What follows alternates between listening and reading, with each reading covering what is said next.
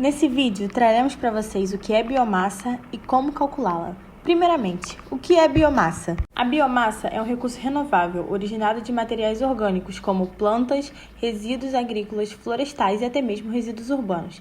Esses materiais podem ser usados como fontes de energia, seja para a geração de energia elétrica, calor ou até para biocombustíveis. As principais fontes de biomassa podem ser divididas em 5. A primeira, resíduos agrícolas, como palha, cascas de frutas e restos de colheitas. A segunda, resíduos florestais, como galhos, folhas, serragens e madeira, também conhecido como serrapilheira. A terceira, resíduos urbanos, como lixo orgânico, restos de comida e de papel. A quarta, cultivos energéticos, como plantas específicas, no caso da cana-de-açúcar, milho, soja e algas. E a última, resíduos industriais e de animais, que seriam dejetos industriais alimentícios ou criações de animais. Para aproveitar suas diferentes propriedades energéticas e orgânicas, a biomassa é utilizada em diversos setores e para diferentes finalidades. A primeira seria a geração de energia elétrica. As usinas termoelétricas queimam a biomassa para gerar calor, que é transformado em eletricidade. A biomassa, então, é usada como combustível. Ela substitui os combustíveis fósseis, contribuindo para a redução das emissões de carbono. A segunda é o aquecimento industrial. A biomassa é queimada em caldeiras para gerar calor. E o calor, nesse caso, ele é utilizado para a fabricação de papel e alimentos. A terceira é a produção de biocombustíveis. Os biocombustíveis líquidos, como o etanol e o biodiesel, são produzidos a partir das matérias-primas vegetais, como milho, cana-de-açúcar e soja, e outros resíduos orgânicos. Esses biocombustíveis substituem também os combustíveis fósseis em veículos, como automóveis, caminhões e aviões. A quarta é a produção de biogás. O biogás é gerado a partir de resíduos orgânicos em biodigestores, como restos de alimentos, estercos e resíduos agrícolas. Ele é utilizado para gerar eletricidade ou calor e pode ser purificado para ser usado como combustível também. A quinta é a indústria de papel e celulose. A biomassa, especialmente a madeira e seus resíduos, é utilizada como combustível para gerar calor e energia nas indústrias de papel e celulose, contribuindo para o processo de secagem e transformação da matéria-prima. A sexta é a agricultura e compostagem. Resíduos de biomassa, como palha e restos de colheitas, são usados para compostagem, que resultam em fertilizantes orgânicos, promovendo a sustentabilidade e melhorando a qualidade do solo. A biomassa apresenta algumas vantagens. Ela é uma fonte renovável. Por ser baseada em matéria orgânica, pode ser continuamente reabastecida por meio de cultivo ou regeneração. Ela reduz nossas emissões de carbono, porque o uso da biomassa pode ser carbono neutro, pois o dióxido de carbono liberado durante a combustão é compensado pela quantidade absorvida pelas plantas enquanto elas crescem. Ela nos ajuda a diversificar nossa matriz energética. Ela diminui nossa dependência em combustíveis fósseis, diversificando as fontes de energia e aumentando a segurança energética. E por fim, o reaproveitamento. Ela possibilita o reaproveitamento de matérias que de outra forma poderiam ser descartadas ou gerar impactos ambientais negativos. A biomassa se apresenta como uma alternativa energética renovável e sustentável, com um grande potencial. Sua utilização em diversos setores, como geração de eletricidade, aquecimento, produção de biocombustíveis e biogás, oferece benefícios ambientais e econômicos. Além disso, a biomassa permite o aproveitamento de resíduos orgânicos, promovendo a economia circular. Contudo, seu uso deve ser realizado de forma responsável, com foco na sustentabilidade, para evitar impactos negativos, como a competição com a produção de alimentos e a degradação ambiental. Quando bem gerida, a biomassa pode desempenhar um papel crucial na transformação energética, oferecendo uma fonte de energia limpa, renovável e capaz de gerar emprego e desenvolvimento econômico.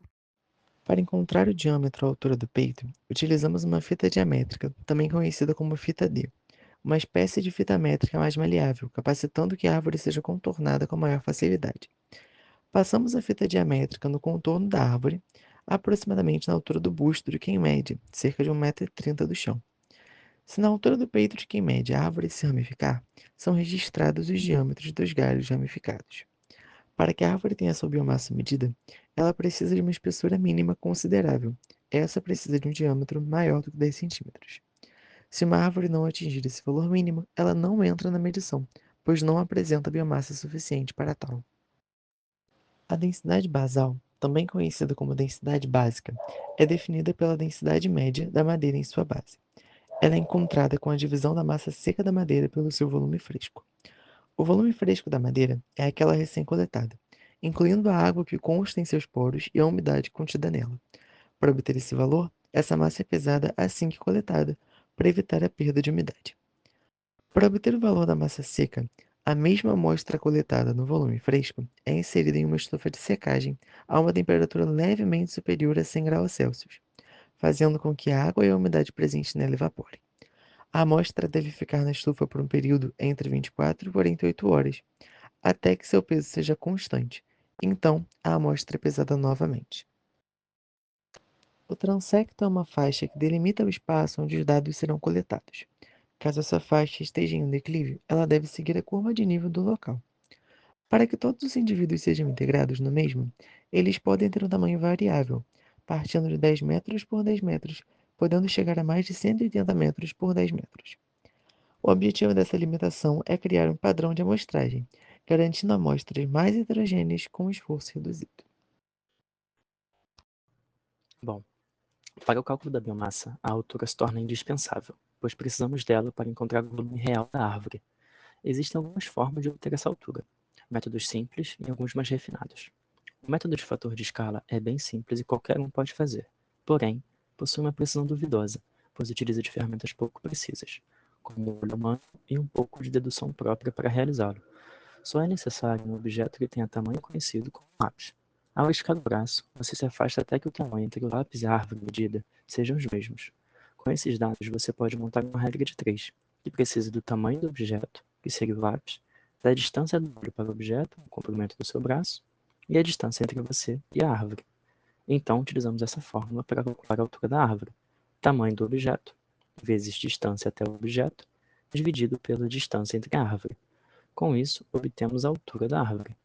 Outro método, já com materiais mais sofisticados, como o clinômetro, podemos obter o ângulo do triângulo, formado pelo nosso campo de visão, o ponto da altura da árvore e a distância entre nós e a árvore. Com esse ângulo, podemos aplicar a fórmula para encontrar a altura, sendo a distância do profissional até a árvore vezes a tangente do ângulo. Como citado anteriormente, a altura é importante para calcular a biomassa viva acima do solo. Outro dado utilizado para isso é o fator de forma arbóreo, que pode ser obtido pela fórmula na tela.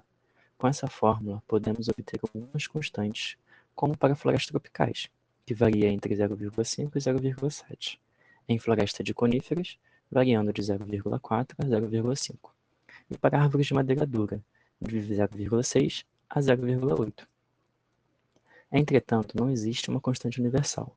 Caso não haja um parâmetro a ser seguido no seu projeto, podemos utilizar algumas fórmulas para adquirir o volume real dessa árvore e encontrar o fator de forma ideal para o seu transecto. O volume cilíndrico utiliza-se de uma fórmula matemática do próprio cilindro, e nesse caso, como o cilindro é a árvore, utilizaremos o DAP para achar o raio, ficando então essa fórmula, DAP ao quadrado divididos por 4 vezes a altura da árvore. Desculpa, DAP ao quadrado dividido por 4 vezes a altura da árvore. Porém, para o volume real da árvore, existem diversas fórmulas. E aqui eu trouxe duas. Uma, que é do método Schmalien, que divide o tronco da árvore em diversas seções de comprimentos iguais, geralmente cada seção tendo 1 metro. Após formular as seções, iremos realizar o cálculo do volume de um cilindro truncado, que consiste em π vezes diâmetro do início ao quadrado, mais diâmetro do final ao quadrado, vezes o comprimento da seção da árvore. E no final, soma-se os volumes de cada seção, obtendo então o volume real. Já no método de Newton, pegamos 3 diâmetros: o diâmetro da base, o do meio e o do topo da árvore, respectivamente, e os colocamos nessa expressão que nos gerará o volume real. π divididos por 24, vezes o comprimento da seção, vezes diâmetro da base ao quadrado, mais 4 vezes o diâmetro do meio ao quadrado, mais o diâmetro do topo ao quadrado. Para calcular a biomassa de uma árvore, nós vamos utilizar a seguinte equação, onde temos que a biomassa viva acima do solo em toneladas vai ser igual ao diâmetro da árvore na altura do peito dividido por 200, tudo isso elevado ao quadrado, vezes o π, vezes a altura da árvore em metros, vezes a densidade básica da madeira, vezes o fator de forma arbóreo.